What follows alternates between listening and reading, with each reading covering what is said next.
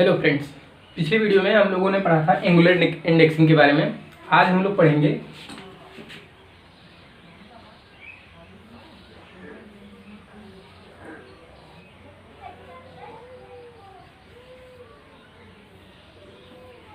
Plane और simple indexing. इससे पहले हमने पढ़ा था कि डायरेक्ट इंडेक्सिंग क्या होती है, डायरेक्ट इंडेक्सिंग क्या होती है, किस इंडेक्सिंग हेड पे किया जाता है। उसके बाद आज हम लोग बात करेंगे प्लेन इंडेक्सिंग और सिंपल इंडेक्सिंग के बारे में।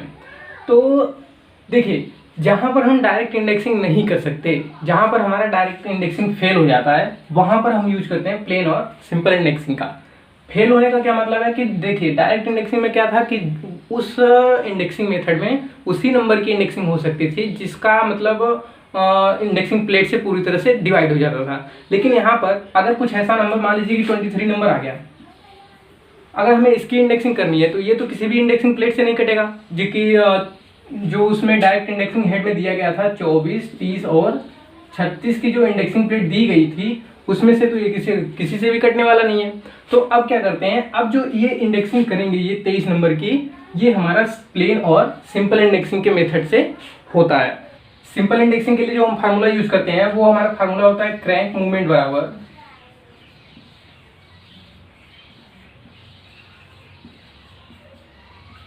(40/n). ये हमारा फार्मूला होता है सिंपल इंडेक्सिंग के लिए। अच्छा, कुछ और जरूरी बात, जैसे कि मान लीजिए कि अभी इसके पहले जब हम एंगुलर इंडेक्सिंग कर रहे थे, एंगुलर इंडेक्सिंग वाली वीडियो में हमने इंडेक्सिंग प्लेट के बारे में थोड़ा सा बात किया था। बात क्या किया था कि जो ब्राउन 7 कंपनी है,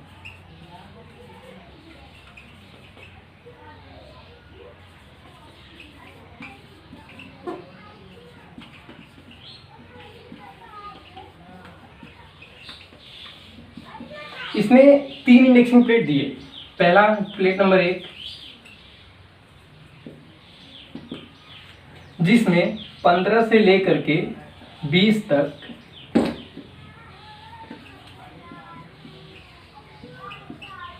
होल सर्कल बने हुए होते हैं। इसी तरह से प्लेट नंबर 2 में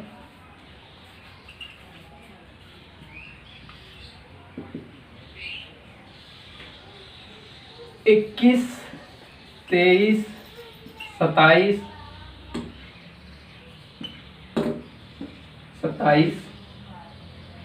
29 और 31,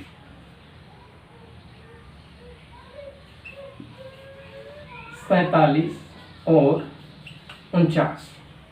तो ब्राउन एंड 7 कंपनी ने जो अपना इंडेक्सिंग प्लेट बना करके दिया है, वैसे तो इंडेक्सिंग प्लेट और भी है, जैसे सिंसिनाटी कंपनी का हो गया, क्रियंसन का हो गया, सबकी अलग अलग इंडेक्सिंग प्लेट दी गई है। लेकिन जो हम मोस्टली यूज करते हैं वो हमारा होता है ब्राउन एंड 7 कंपनी का, जो हम ज़्यादातर यूज करते हैं। तो उसने 3 प्लेट दी, जिसमें प्लेट नंबर 1 में 15 से लेकर के 20 तक के लगातार होल सर्कल बने हुए हैं। दूसरी प्लेट में 21, 23, 27, 29, 31 और 33 नंबर के होल सर्कल उसमें बने होते हैं। प्लेट नंबर 3 में 37, 39, 41, 43, 47 और 49 नंबर के होल सर्कल बने होते हैं। तो इन्हीं इंडेक्सिंग प्लेट का इस्तेमाल करके हम लोग इस जो हमारा सिंपल इंडेक्सिंग होता है और डिफरेंशियल इंडेक्सिंग हो गया, कंपाउंड इंडेक्सिंग हो गया, हेलिकल इंडेक्सिंग हो गया, लीनियर इंडेक्सिंग हो गया, तो इन सारी इंडेक्सिंग का हम इसी प्लेट के जरिए कार्य कंप्लीट करते हैं। तो चलिए देखते हैं किस तरह से हम इन प्लेटों का इस्तेमाल करते हैं।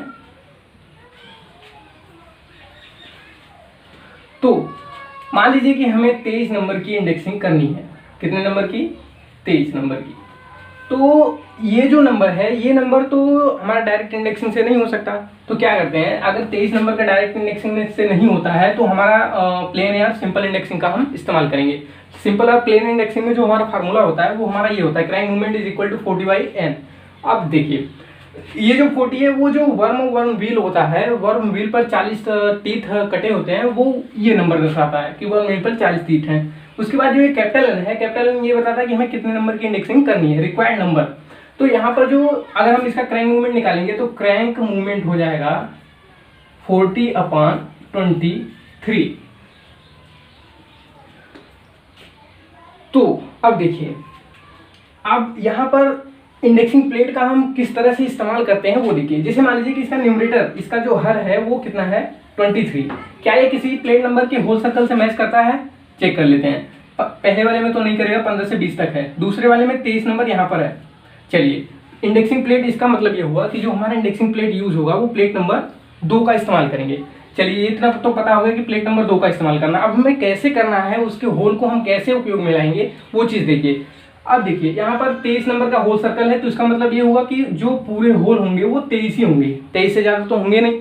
अब जो अंश है हमें ये बताता है कि 23 नंबर के होल सर्कल में कितने होल हमें आगे या पीछे मूवमेंट देना है। लेकिन यहाँ पर 40 है, तो ये तो पॉसिबल ही नहीं है कि 23 नंबर का होल सर्कल है और 40 होल उसमें मूवमेंट दें, तो ऐसा संभव नहीं है। तो इसके लिए क्या करेंगे, जो हमारा 23 है, 23 का भाग हम 40 में करेंगे, इसको सही बटा में कन्वर्ट कर लेते हैं। तो 23 का 23, 17 बटे 23। अब देखिए, अब यहाँ पर जब हम इस चीज को सही बटा में कन्वर्ट कर लेते हैं तो हर एक अंक अपना अपना मतलब बता रहा है। जैसे मान लीजिए कि ये 1 है, अब ये जो 1 है, 1 हमें ये बताता है कि जो हमारा क्रैंक होगा पहले तो उसे हम 1 राउंड कंप्लीटली लगाएंगे, पूरा 1 राउंड लगा देते हैं। फिर जहां पर वो 1 राउंड खत्म हो रहा है, जहां से हमने स्टार्ट किया, फिर वहीं लाकर रोक देते हैं। फिर उसके बाद हमें क्या करना है कि 23 नंबर के होल सर्कल में जाना है, क्योंकि इसमें कई सारे होल सर्कल बने होंगे, प्लेट नंबर 2 का इस्तेमाल कर रहे हैं, तो 21 का भी होल सर्कल होगा, 23 का होगा, 27 का होगा, 29 का होगा, 31 का होगा और 33 का होगा। लेकिन हमें कौन सा यूज करना है, 23 नंबर का। तो क्या करेंगे, जहां पर हमारा रेवोल्यूशन एक कंप्लीट होता है वहीं पर से जाकर के 23 नंबर के होल सर्कल में जाएंगे। मान लीजिए कि 23 नंबर का होल सर्कल यहाँ पर बना हुआ है,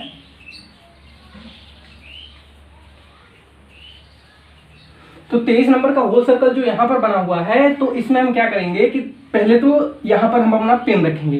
पिन रखने के बाद में 17 नंबर जो ऊपर दिया गया है उसको हम क्लॉकवाइज 17 नंबर काउंट कर लेते हैं। जिस दिशा में हमने पहले 1 राउंड दिया है उसी दिशा में हमें काउंट करना होगा, ये ध्यान रखने वाली बात है। तो 23 नंबर वाले होल सर्कल में पहले हमें क्या किया कि एक पूरा रेवोल्यूशन, एक कंप्लीट रेवोल्यूशन दिया। फिर उसके बाद में जो 17 नंबर है, इसका मतलब ये हुआ कि वहां पर से जहां से हमारा रेवोल्यूशन खत्म होता है वहां से 17 नंबर होल काउंट करेंगे। तो 17 होल काउंट करने के बाद में मान लीजिए कि 17 होल यहाँ पर आता है, तो जो पिन हम लॉक करेंगे वो क्रैंक को यहाँ पर ला करके 17 वाले होल में हम पिन को लॉक करेंगे। अच्छा, एक चीज और कर सकते हैं कि जो हमारा सेक्टर आर्म होता है, सेक्टर आर्म का काम ही ये होता है कि जितने होल्स हमें हैं बार बार गिनने की जरूरत नहीं है। एक बार हमने काउंट कर लिया, उसके बाद दोनों उसकी पत्तियों को, सेक्टर आर्म को वहां पर हमने क्या किया, काउंट करके लॉक कर दिया। अब जब भी हमें अगला करना होगा तो इसको हम डायरेक्ट यहाँ पर लाएंगे और इसको ये जहां पर जाएगा वहां पर 17 नंबर हो जाएगा, तो पिन वहां पर लॉक हो जाएगा। एक रेवोल्यूशन के बाद इसको क्रैंक सेक्टर आर्म को घुमाएंगे, फिर वहां पर पिन को लॉक कर देते हैं। तो इस तरह से सिंपल इंडेक्सिंग की जाती है।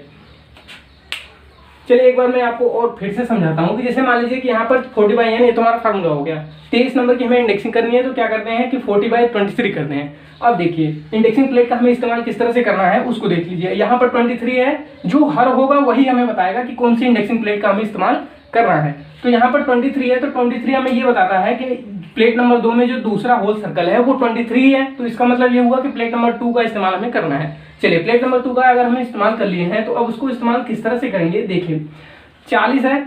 अब अंश ये बताता है कि जो नंबर है वही मूवमेंट हमें देना है, लेकिन यहाँ पर 40 है और होल सर्कल 23 का ही है, तो 23 का होल सर्कल में 40 होल तो हम मूवमेंट दे नहीं पाएंगे। तो इसके लिए क्या करते हैं, सिंपली जो 23 है उसको हम डिवाइड करते हैं 40 से। 40 से अगर हम डिवाइड करेंगे तो वह 1 से 17/23 आएगा। तो अब ये जो 17 आया ये 23 से कम है। जब 23 से कम है इसका मतलब ये हुआ कि जो मूवमेंट हम देंगे वो 17 होल हमें आगे देना है। तो सिंपली क्या करते हैं कि जो 1 आया इसका मतलब ये क्रैंक को हम पूरी तरह से एक चक्कर घुमाएंगे, जहां पर हमारा राउंड खत्म होता है वहां से 23 नंबर के होल सर्कल में 17 होल काउंट करने के बाद हम सेक्टर आर्म से फिक्स कर लेते हैं। उसके बाद में वहां पर पिन लॉक कर देते हैं, फिर हम अपना कट चालू करते हैं। कट लगाने के बाद में फिर वही चीज होती है कि एक रेवोल्यूशन पूरा दिया, फिर उसके बाद 17 नंबर काउंट किया, फिर वहां पर पिन लॉक करिए और अगला कट मार दिया। तो इस तरह से जाकर के हम प्लेन और सिंपल इंडेक्सिंग कंप्लीट करते हैं।